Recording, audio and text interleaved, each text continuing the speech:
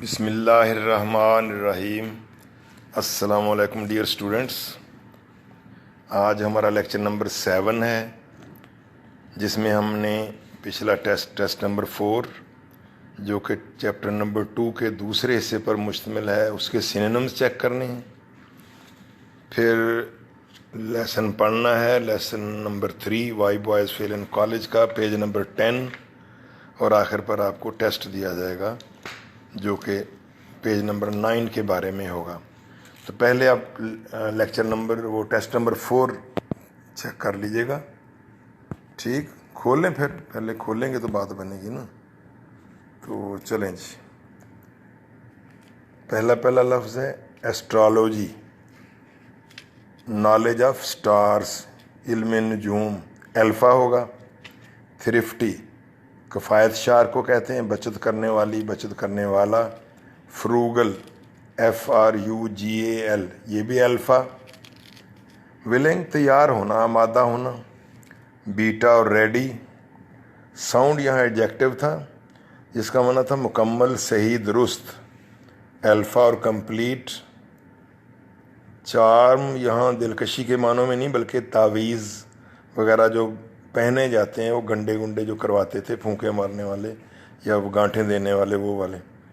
तो फिफ्थ का हो गया अल्फ़ा और एमुलेट, AMULET। छठा इन्वॉल्व, शरीक होना, शामिल होना, मुलव्वस होना। तो सी और इंक्लूड, चार्ली और इंक्लूड। सेवंथ पे फॉर्चून टेलिंग, किस्मत का हाल बताना। तो इसमें फोरकास्टिंग यानी पेशीन गोई करना, पहले से बता देना। सुपरस्टिशंस, अच्छा 7th का कौन सा फिर हुआ? अल्फ़ा। 8 का सुपरस्टिशंस का बीटा, इर्रेशनल बिलीफ्स, गैर मंतकी, गैर अकली अकीदे। ठीक हो गया बच्चों, अपने अपने आप मार्किंग कर लो, नंबर लगा लो। उम्मीद है आप क्वेश्चन आंसर भी तैयार कर रहे होंगे। अब हमने अपना लेसन पढ़ना है थोड़ा सा। कल इसका तफसीली तारफ़ करवाया गया था कि why boys fail in college.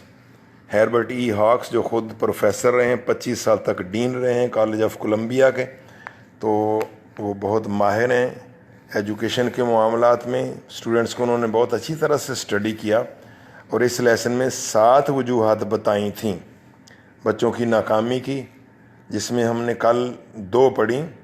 एक तो फिजिट्स या नर्वस हैबिट्स, कि बच्चा पढ़ता पढ़ाता है नहीं लेकिन पेंसिलें गढ़ने लग जाता है या कुछ और करने लग जाता है, अगरचे वो समझता है कि मैं पढ़ रहा होता हूँ, बाकी भी इर्द गिर्द के लोग भी समझ रहे होते हैं, लेकिन दरअसल पढ़ नहीं रहा होता। इसके लिए लड़के को ख़ुद से अपने ऊपर कंट्रोल करना होगा। और दूसरी वजह बताई थी कि बाज़ औक़ात वालिदैन गलत जज्बा रखते हैं अपने स्टूडेंट्स के लिए, अपने बच्चों के लिए, कि वो डॉक्टर इंजीनियर ही बनाना चाहते हैं, जबकि लड़का किसी सिनेमा का, थिएटर का मैनेजर बनना चाहता है, कारोबारी शख्स बनना चाहता है, या कोई किताबों में तस्वीरें बनाने वाला बनना चाहता है। तो ये तो ऐसे ही है कि किसी शख्स को प्याज पसंद ना हो और उसे ज़बरदस्ती कहा जाए कि प्याज पसंद करें, तो ज़ाहिर है वो नहीं कर सकता, नतीजतन लड़का नाकाम होता है। ये 2 वजूहात थीं और आज हमने तीसरी से आगाज़ करना है, और ये मैंने इसकी समरी तो बता दी थी, तो पेज 9 पे है ये तीसरी वजह। अनदर टाइप ऑफ बॉय, लड़के की एक और किस्म, who does not try, जो मेहनत नहीं करता, is the very bright boy, वो होता है इंतहाई ज़हीन लड़का। bright, keen, brilliant, intelligent, who has always done his school work without effort, जिसने हमेशा ही अपना स्कूल का काम बग़ैर मेहनत के किया होता है। यानी वो इतना ज़हीन था, फ़तीन था, कि जो टीचर ने क्लास में बोला, जो बोर्ड पे लिखा, वो याद होता गया और बस उसी पर उसने कनाअत की, इक्तफ़ा की, और नंबर फिर भी बहुत अच्छे आ गए, 95% आ गए।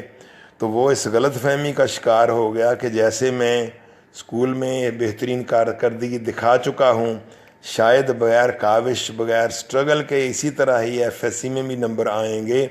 तो ये देखा आपने, उसकी बहुत बड़ी जो स्ट्रेंथ थी वो उसकी वीकनेस में बदल गई। यानी उसका बहुत ज़्यादा ज़हीन होना उसके लिए नुकसानदेह साबित हुआ। अगर वो ज़हीन ना होता तो उसको मैट्रिक में मेहनत की आदत पड़ी होती तो आज एफएससी में भी वो लेबर करता और वो अच्छे नंबर ले लेता। तो आइए फिर बच्चों स्टार्ट करते हैं। तो another type of boy who does not try is the very bright boy who has always done his school work without effort. ये वो ज़हीन लड़का है जिसने हमेशा ही स्कूल का काम बगैर कोशिश के ही किया होता है। And who has never learned, वो जिसने कभी जाना ही नहीं, सीखा ही नहीं, व्हाट रियल एप्लीकेशन इज़। यहाँ एप्लीकेशन का माना हार्ड वर्क, लेबर, डिलीजेंस, अपने आप को अप्लाई करना। उसने ये सीखा ही नहीं कि हकीकी मेहनत होती क्या है। ही सपोजेज, वो फ़र्ज़ कर लेता है, that he can float through college.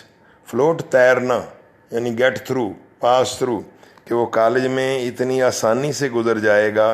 With as little effort, इतनी कम कोशिश से वो कॉलेज में तैरता हुआ आगे निकल जाएगा।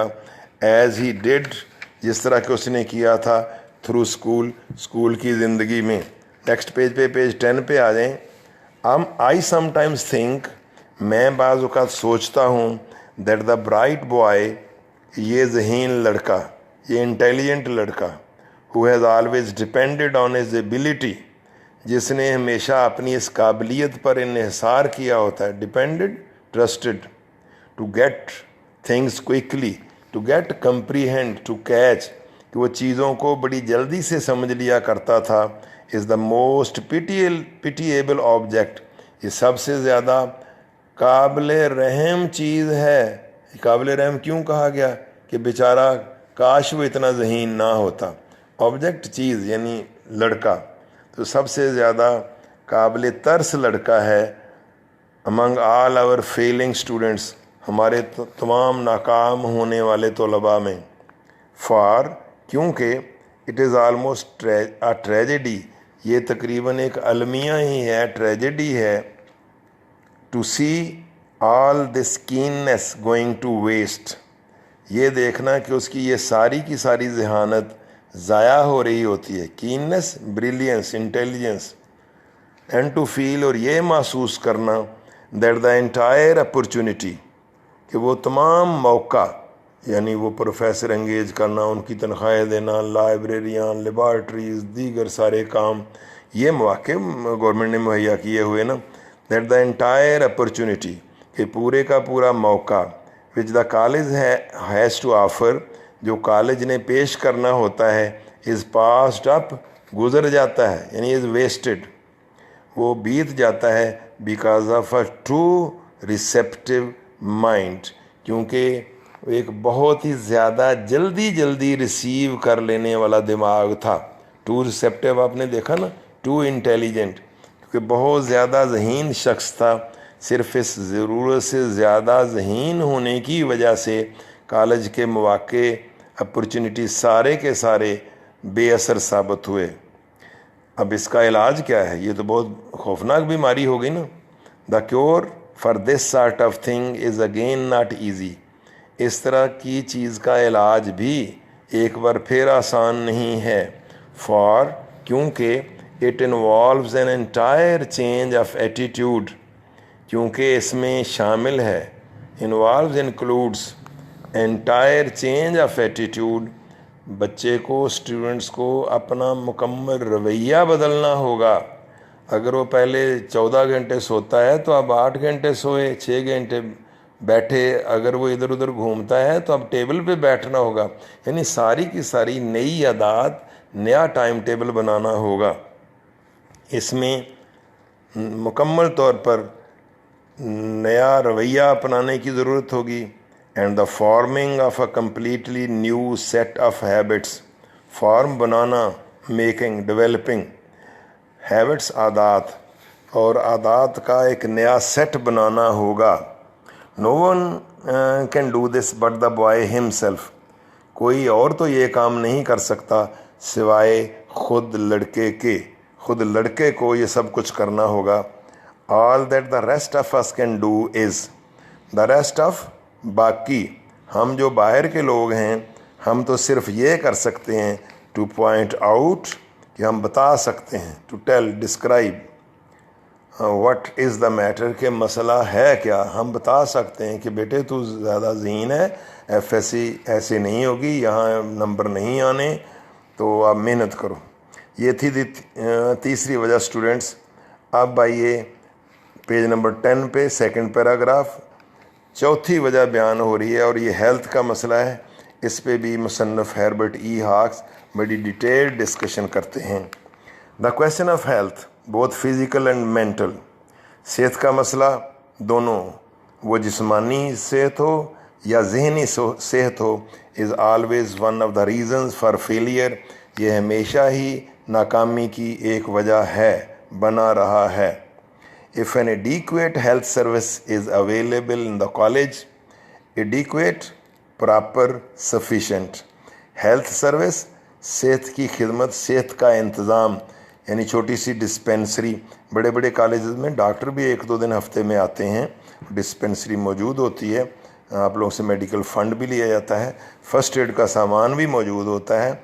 तो मुसन्नफ़ उसी की तरफ रेफ़र कर रहे हैं कि if N adequate health service is available in the college, अगर कॉलेज में मुनासिब सेहत की खिदमत मुहैया है, दस्तयाब है, and if proper cooperation exists, और अगर मुनासिब तावन भी मौजूद हो बिटवीन द टीचिंग स्टाफ, पढ़ाने वाले अमले में यानी असातिज़ा कराम में, and the office of the college doctor, और कॉलेज के डॉक्टर के दफ्तर में आपस में कोऑर्डिनेशन हो, कोऑपरेशन हो, तावन हो, यानी वो आपस में डिस्कशन करें कि फ़लाँ लड़के का ये मसला है। अगर ये दोनों चीज़ें हों तो an immense number of failures, immense large huge, an immense number of failures can be avoided, तो बहुत बड़ी नाकामियों की तादाद से बचा जा सकता है। यानी बार वक्त अगर उनकी बीमारी पकड़ ली जाएगी तो वो मुकम्मल 2 साल ज़ाया होने से बच जाएंगे। And what is just as important, और एक बात और जो इतनी ही अहम है, व्हाट का यहाँ माना जो है, एज इम्पॉर्टेंट उतनी ही अहम है, वो क्या है, the reason for inability to do satisfactory college work. Inability नाकाबिल होना, सेटिस्फैक्ट्री तसल्ली बख्श, वो जो बच्चा कॉलेज का काम तसल्ली बख्श तौर पर नहीं कर पा रहा था, वो ख़ुद भी बहुत पढ़ता, वालिदैन भी देखते, टीचर भी देखते कि बहुत ज़्यादा पढ़ रहा है, मेहनती है, संजीदा है, कोई आवारा नहीं, फिर भी रिज़ल्ट अच्छे नहीं आते। तो मुसन्नफ़ क्या कहते हैं कि मेरी तो आदत ये है, आने वाले जुमलों में बताएंगे कि मैं तो ऐसे केस को डॉक्टर की तरफ रेफ़र करता हूँ, और ये बड़ी अच्छी बात है कि हमें पता चला कि बच्चे बेचारे का कोई कसूर नहीं था, वो तो बाज़ बीमारियों में मुब्तला था। तो यहाँ इस सेंटेंस में भी उसी की तरफ हवाला है कि reason for inability to do satisfactory college work, तसल्ली बख्श तौर पर कॉलेज का काम ना कर सकने की वजह, कैन बी क्लियरली अंडरस्टूड, वो वाज़े तौर पर समझी जा सकती है, by the boy, his parents and the college authorities, खुद लड़के को भी पता चल जाएगा कि मेरे रिज़ल्ट अच्छे क्यों नहीं आ रहे थे कोशिश के बावजूद, हिज पेरेंट्स, वालिदैन को भी समझ आ जाएगी, and the college authorities, authorities हुकाम जो ऑफिशल्स हैं, तो कॉलेज के हुकाम को भी समझ आ जाएगी कि इस बच्चे का कसूर ना था। In the case of poor academic work, poor नाकस अनसेटिस्फैक्ट्री, एकेडमिक एजुकेशनल तालीमी, वर्क काम, तो नाकिस तालीमी कारकर्दगी की सूरत में, the reason for which is not apparent, जिसकी वजह ज़ाहिर ना हो, समझ में ना आए कि क्या हो रहा है, बच्चा पढ़ता भी है, रिज़ल्ट अच्छे नहीं दे रहा, तो ऐसी पुअर परफॉर्मेंस जिसकी वजह समझ में ना हो, अपेरेंट, क्लियर, विजिबल, जो समझ में ना आए, इट इज़ माई कस्टम, तो मेरी प्रैक्टिस ये है, हर्बर्ट ई हॉक्स कह रहे हैं कि मेरी आदत तो ये है, always to ask the student, कि हमेशा तालिब इल्म से कहता हूँ, टू अंडरगो, के गुज़रे, करवाए, अ थारो फिज़िकल एग्जामिनेशन, एक मुकम्मल तिब्बी मुआयना, थारो कंप्लीट, एग्जामिनेशन चेकअप, कि वो जाकर तिब्बी मुआयना करवाए।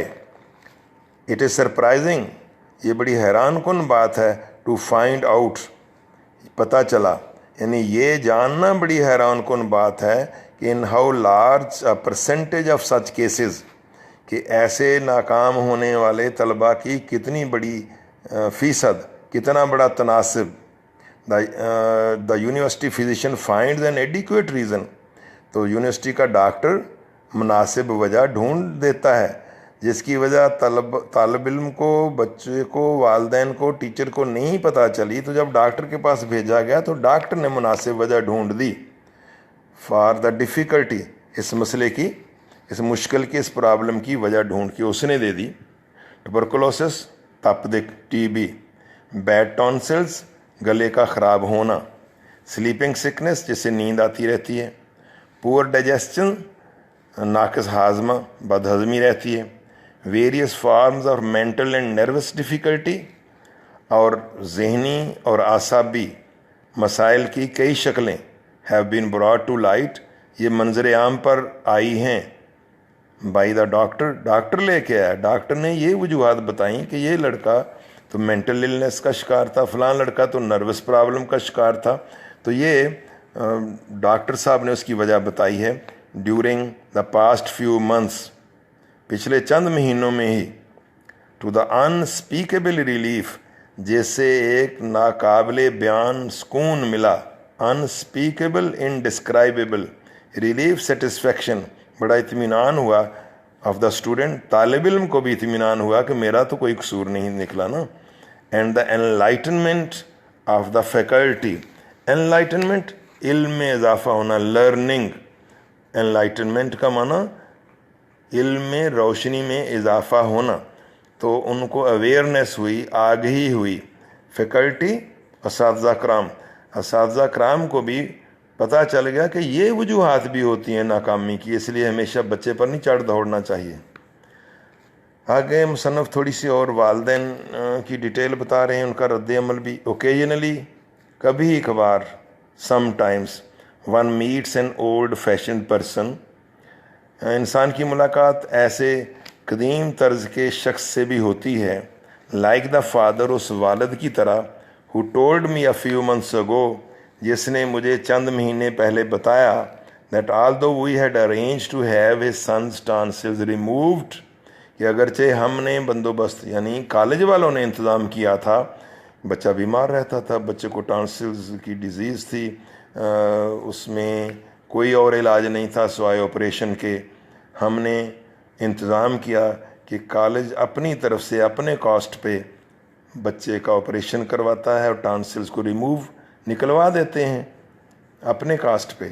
लेकिन वालिद से जब पूछा गया तो वालिद ने इससे एग्री ना किया। वालिद की कंसेंट लेना ज़रूरी होती है, तो उसकी ज़रा दलील सुनिए। तो मुसन्निफ़ कह रहे हैं कि कभी कभार हमारी मुलाकात ऐसे पुराने ख़यालात क़दामत परस्त वालिद से भी हो जाती है कि जिसको जब हमने कहा कि कॉलेज वालों ने आपके बेटे के टॉन्सिल्स रिमूव करवाने का बंदोबस्त कर लिया है विदाउट एक्सपेंस, बगैर कॉस्ट के, बगैर एक्सपेंस, कॉस्ट अखराजात के, he would not consent to the operation, लेकिन उसने ऑपरेशन पर रजामंदी ना दी, कंसेंट एग्री, वो राज़ी नहीं हुआ। दलील क्या दी? ही असर्टेड, उसने दावा किया, claimed, said that God put those tonsils in his son's throat for some good purpose, कि अल्लाह ताला ने उसके बेटे में ये टॉन्सिल्स किसी अच्छे मकसद से ही रखे होंगे, and that he would not stand for the removal, कि और ये के स्टैंड के हक में होना, रिमूवल उनको निकलवाया जाना, ऑपरेशन। और वो कहने लगा कि नहीं, मैं तैयार नहीं हूँ, अल्लाह ताला ने ये जो टॉन्सिल रखे हैं ये किसी अच्छे मकसद से ही रखे होंगे, मैं इस हक़ में नहीं हूँ कि इसके टॉन्सिल निकलवाए जाएं। अब ये अजीब वालिद है, कॉलेज अपने ख़र्च पे सब कुछ कर रहा है, बच्चे का भला कर रहा है, लेकिन वो पुराने ख़यालात का बंदा है, वो माना नहीं। नतीजत क्या निकला? नतीजतन बच्चा जहर उगलता निगलता चला गया और उससे वो बीमार रहा, परफॉर्मेंस अच्छी ना हुई, फेल हुआ, और हमें 1-2 सेमेस्टर के बाद कहना पड़ा कि बच्चे तुम फिर घर जाओ अब। Since the boy was absorbing too much poison, चूँकि, since चूँकि, absorb जज्ब करना, swallow, चूँकि बच्चा बहुत ज़्यादा जहर निगल रहा था, जज्ब कर रहा था, इतना ज़्यादा, to permit, ये टू और टू वाला है, जैसे he is too weak to walk, वो इतना कमज़ोर है कि चल नहीं सकता, क्योंकि बच्चा इतना ज़्यादा जहर जज्ब कर रहा था to permit proper application to his college work, कि अपने कॉलेज के काम की तरफ मुनासिब तवज्जो नहीं दे पा रहा था। Application labour hard work, permit allow.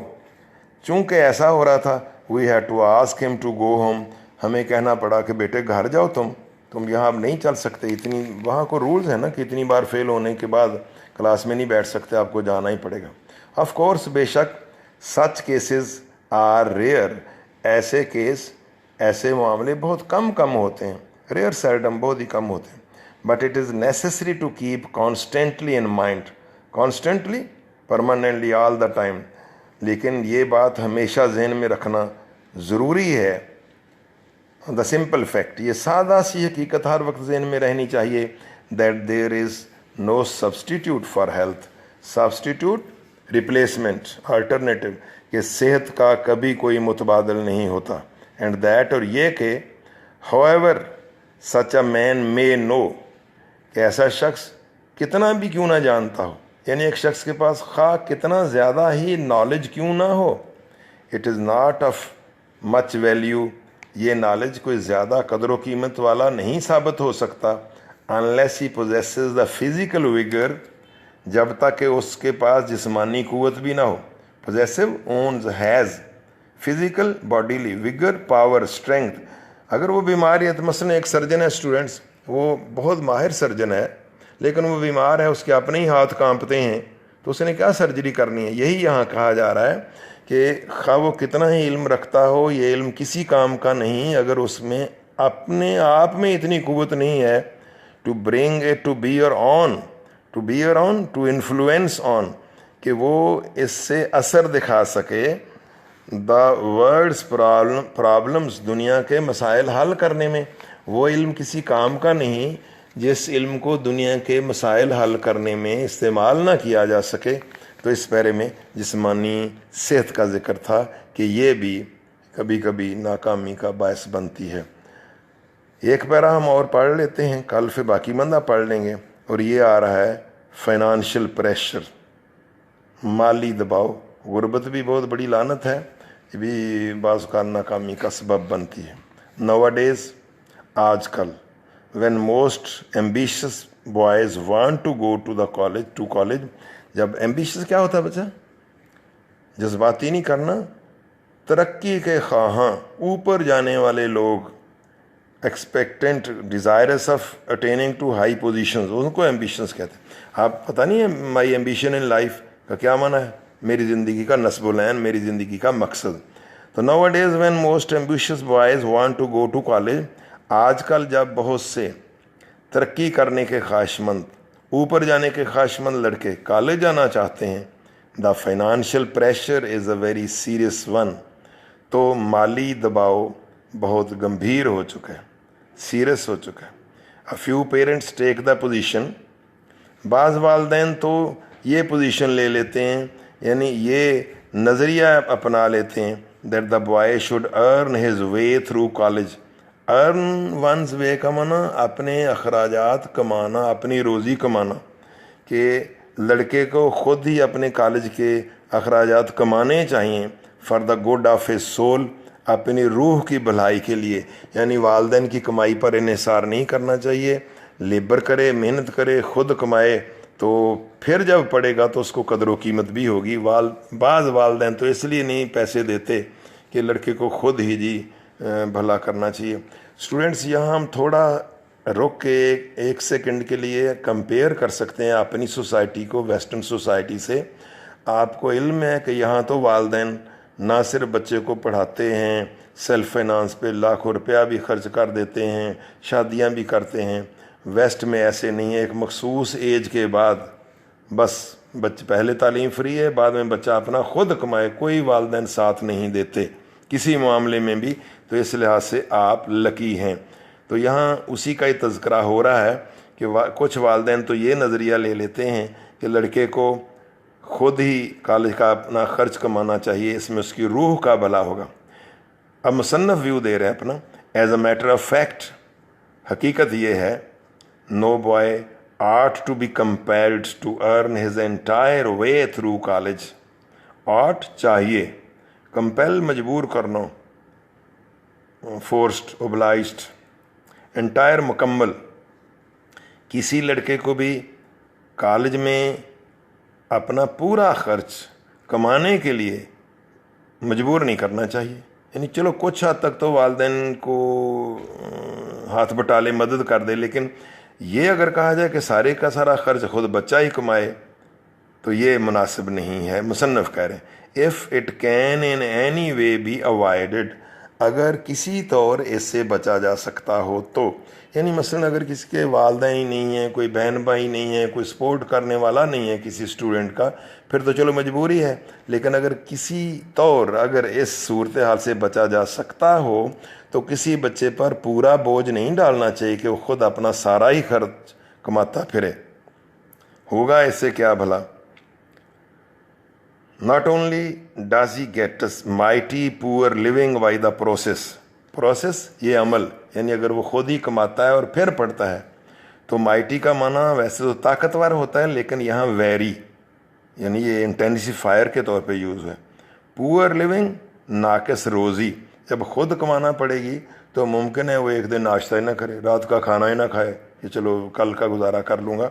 तो इस अमल में, खुद कमाने वाले अमल में, ना सिर्फ ये कि उसकी रोज़ी बड़ी नाकिस किस्म की होती है, but a mighty poor education as well भी, बल्कि उसकी तालीम भी बड़ी नाकिस रह जाएगी, बड़ी नाकिस होती है। If the boy are to go to college at all, अगर एक लड़के ने कॉलेज जाना ही है, यानी ज़रूर जाना है, या तो फिर पढ़ाई करे ही नहीं, लेकिन अगर ज़रूर जाना है तो he are to be trusted, तो उस पर भरोसा किया जाना चाहिए। To make good use of reasonable contribution from his parents toward his expenses, तो वो रीज़नेबल कंट्रीब्यूशन पैसे देना, हिस्सा अदा करना, चंदा देना, रीज़नेबल माकूल कि वो वालिदैन की तरफ से एक माकूल रकम खर्च करे टूवर्ड द हिज एक्सपेंसेस, अपने अखराजात पूरे करने के लिए। अगर किसी बच्चे ने कॉलेज जाना ही है तो ज़रूरी बात ये होगी कि वालिदैन एक माकूल रकम उसे दें, उस पर भरोसा करें और वो अपने अखराजात उससे पूरे करे। Any parent owes this much to his son, owe का माना के ज़िम्मे कर्ज होना, मकरूज होना, ड्यूटी है यहाँ। अगर मैंने कहना मैंने आपके 20 रुपये देने हैं तो इसकी अंग्रेज़ी क्या हो गई, आई ओ 20 रुपीज़ टू यू, मैंने आपके 20 रुपये देने हैं। तो इसी स्टाइल में इस जुमले को समझने की कोशिश करें कि any parent owes this much to his son, हर वालिद के ज़िम्मे ये कर्ज़ है अपने बेटे का, उसके बेटे का उसके ज़िम्मे ये कर्ज़ है। The boy did not ask his parents to bring him into the world, लड़के ने तो नहीं कहा था वालिदैन से कि उसे इस दुनिया में लेके आएं। They are responsible for his being here, वालिदैन ज़िम्मेदार हैं लड़के के इस दुनिया में होने के। तो ये तो नहीं पैदा करके छोड़ दें, उसकी प्रॉपर नरिशमेंट और एजुकेशन होनी चाहिए या ब्रिंगिंग ग्रूमिंग होनी चाहिए ताकि वो सोसाइटी का यूज़फुल सिटीज़न बने। इस काबिल तो उसको इक्विप करना चाहिए ना। तो मुसन्निफ़ कह रहे हैं they are responsible for his being here, वालिदैन ज़िम्मेदार हैं बच्चे के इस दुनिया में होने के। एंड कॉन्सिक्वेंटली, नतीजतन यानी as a result, they have the responsibility, उन्हीं पर ये ज़िम्मेदारी आयद होती है for giving him the best equipment, कि वो बच्चे को बेहतरीन साजो सामान से लेस करें। अब इक्विपमेंट से यहाँ माना खाना पानी और एजुकेशन सब कुछ मुराद है, वैसे सामान को कहते हैं कि वही इस चीज़ के भी ज़िम्मेदार हैं कि उसको बेहतरीन साजो सामान मुहैया करें। To meet the world's problem, meet यहाँ टू फेस, टू फुलफिल, ताकि वो दुनिया के मसाइल का सामना कर सके, उनका मुकाबला कर सके। ये वजह अभी आगे जारी रहेगी, लेकिन हमने एक सफ़ा पढ़ लिया, यही काफ़ी है। आप इसकी ट्रांसलेशन तैयार करें, सिनोनिम्स तैयार करें, और जो क्वेश्चंस हैं पिछले सफ़े के वो करेंगे, वो कल मैं इंशाल्लाह चेक करूँगा। गुड बाय स्टूडेंट्स, अस्सलाम वालेकुम व रहमतुल्लाह।